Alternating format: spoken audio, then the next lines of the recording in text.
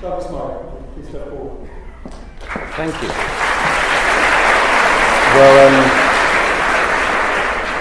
Well, thank you very much.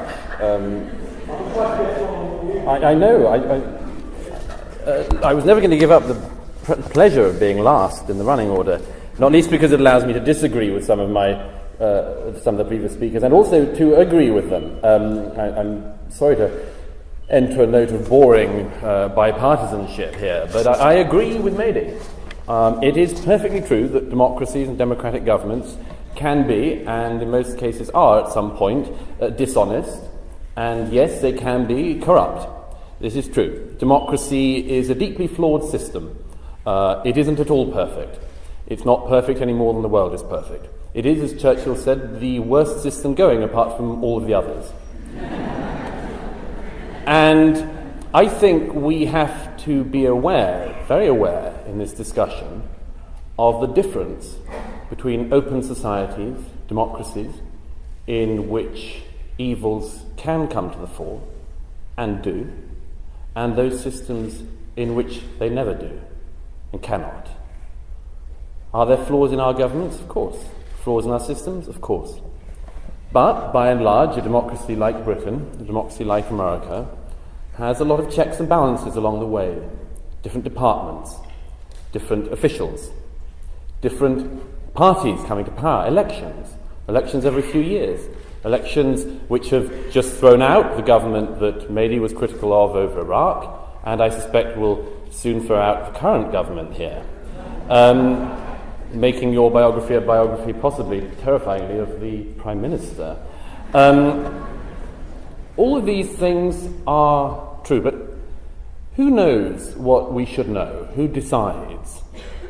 Well, leakers and people like Mr. Assange, and let's just be clear tonight, after all, we have Mr. Assange on the panel, so it is likely we're going to be talking about WikiLeaks and leaning in that direction in this debate, decide they know what you should know. They can tell you. But do they know, ladies and gentlemen, what they're doing? It's very, very easy indeed. I'm a journalist, so I spend a lot of my time doing it, and it is very easy to criticise government when it goes wrong. It's also enjoyable. But governments, to some extent, not perfectly, tend to know what they're doing. Do the leakers, do WikiLeaks know what they're doing? My own personal feeling is this, that when you unleash thousands and thousands of documents that were never meant for the public eye, were never meant for your opponent's eyes, were never meant for foreign intelligence agencies' eyes, you introduce an element of chaos. It's like war. It's very hard to contain once you start it. You may think you know what you're doing. You may think that you're going to lead to great criticism of the American government. But what about the collateral damage in your campaign? Are you sure you know what you're doing when you release secret documents relaying secret conversations between, say, the fragile government of the Yemen or Jordan, or a conversation with the King of Saudi Arabia saying that he hopes the Israelis do bomb Iran? Are you sure you know what you're doing when you introduce an element of chaos like that into a region which I can assure you doesn't need more conspiracy theories? Miss Mashon, I'm so sorry, I'll get it right at some point, talked about with great pride of her release of the information that MI6 were looking at trying to assassinate Colonel Gaddafi. Are you sure that it was a good idea that you let Colonel Gaddafi know that? No. You'll get there. I'm going to ask you quite a lot of questions, so you'll get a chance. No, you'll get a chance to answer my questions in a minute, Mr. Assange, when I finish speaking. Miss Markin said that she was proud of the Gaddafi thing.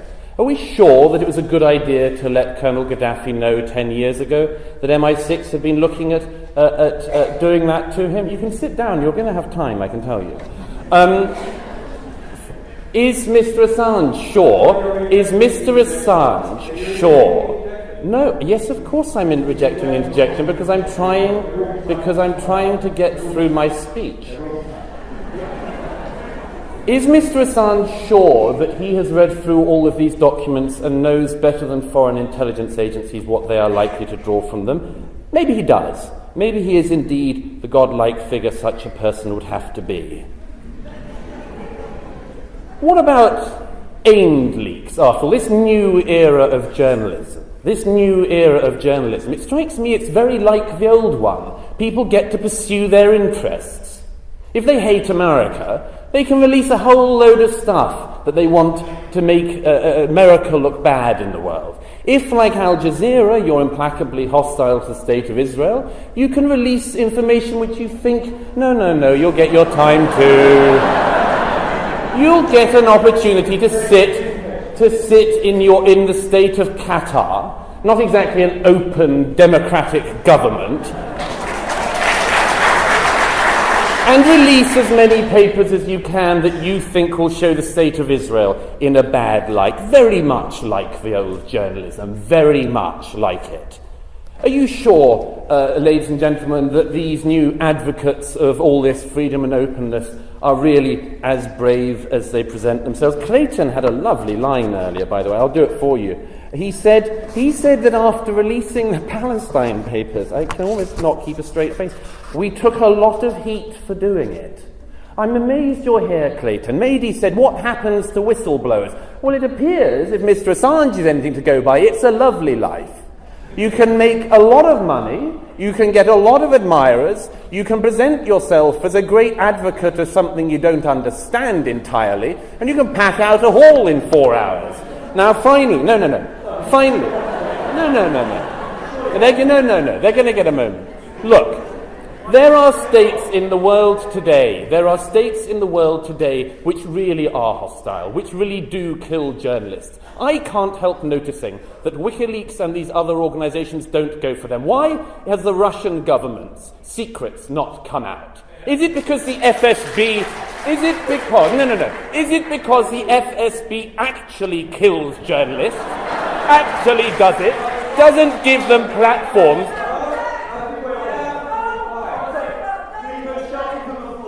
Point of information, Douglas has accepted it. Julian Assange. I have had colleagues in Kenya involved with us in exposing some 500 extrajudicial assassinations in that country in the last 3 years, who themselves have been assassinated. So I would ask you to please do your research before making comments like that. Well, Mr. Simon, you don't seem to be that bothered. If I can say so, the respected Guardian journalist Nick Davies relayed a conversation with you about Afghans when he said that you had said they are informants. If they get killed, they've got it coming to them. Point of order, we are in the process of suing the Guardian in relation to that comment. Perhaps Nick you would like to Davies didn't say that. You can sue Nick Davies and the Guardian. It's not Nick Davies, it's David Lee. One second. Perhaps you would like to speak to Der Spiegel, who was also at the meeting and had their own view of those events, which are precisely counter to what you were saying. You should allow them to be able to sue newspapers.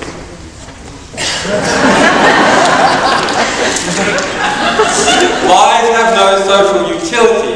The truth has a social utility. The abuse of libel laws is a terrible thing. That is why I was involved in constructing the world's strongest legislation in Iceland to protect us all from the abuse of libel laws, and have campaigned constantly here in the UK. But actual lies by powerful organisations that abuse the size of their megaphone in an industry must have a recourse. And that recourse is in the courts and the court of public opinion. Thank you very much. Can I continue?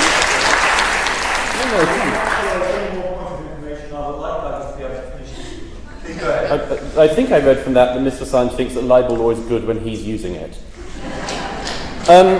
As I said, I very much look forward to WikiLeaks revealing the full extent of the Russian Secret Service's killing of journalists. It doesn't seem to me right that at a meeting organised by a journalists' club we don't raise this fact. The fact is that the CIA doesn't hunt down and kill its critics.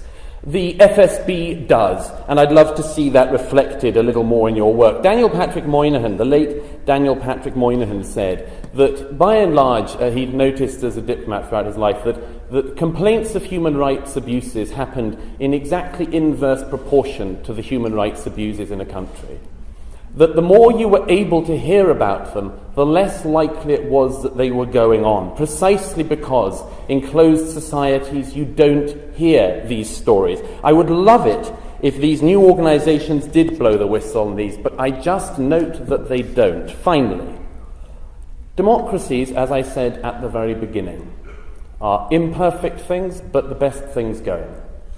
They have to, among other things, including elected representatives, have to answer questions. They have to answer questions. Sometimes those questions are unpleasant. They have to be answered. And when they're not answered, you and I, the public, get to throw out the politicians that we no longer trust, and we do. So, those people who are very critical, like Mr. Assange, of the workings of these governments, should perhaps answer some questions themselves. And since we have the opportunity here tonight, and you'll allow me a little run at this, and then you can come back, Mr. Assange, I'd like you to answer a couple of questions. You are, after all, an organisation dedicated to freedom of information. Who funds WikiLeaks? Are you willing to reveal all of your sources of funding? How can you demand transparency from governments when you, as an organisation, have no transparency yourselves? Who works for you? Who are you involved with? Who are your employees? Where are you even based? None of these things get answered. Let's have some more questions. What's your connection with Israel Shamir, the Russian nationalist and Holocaust denier, who says he was an employee of yours? Furthermore, what gives you the right to decide what should be known to the public and what should not? Governments are elected. You, Mr. Assange, are not. Finally, who guards the guardians? Or in this case, who guards the guardian's guardians? It seems to me that WikiLeaks is, and will continue to be, a very unsatisfactory place to do this from. I'm finishing with this. Ian Hislop relayed a couple of months ago in Private Eye a telephone conversation with you. He said that in the course of that telephone conversation, you said that there was a conspiracy led by Guardian journalists against you, which included David Lee, the editor Alan Rusbridger, and John Kampfner from Index on Censorship, all of whom you said are, quote, Jewish. And then when you realised that Mr. Rusbridger is not Jewish, you said, well, sort of Jewish. I would like to know whether, I'm coming back to the point, I can assure you, I would just like to know, all the rest of your attributes aside, Mr. Assange, somebody who has gone so far into the fever swamps of conspiracy theory, whether you are really better placed than any government to decide what these ladies and gentlemen and I and all of us can know. Thank you.